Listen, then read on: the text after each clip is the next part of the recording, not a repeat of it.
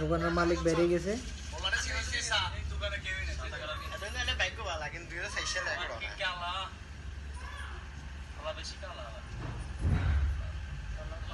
চোরাইব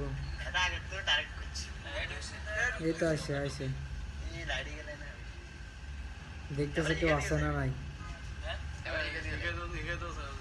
কেউ নাই এখন ঢুকে যাবে এই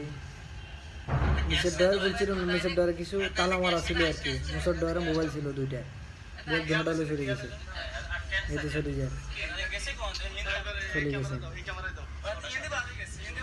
গেছে মোবাইল দুটালে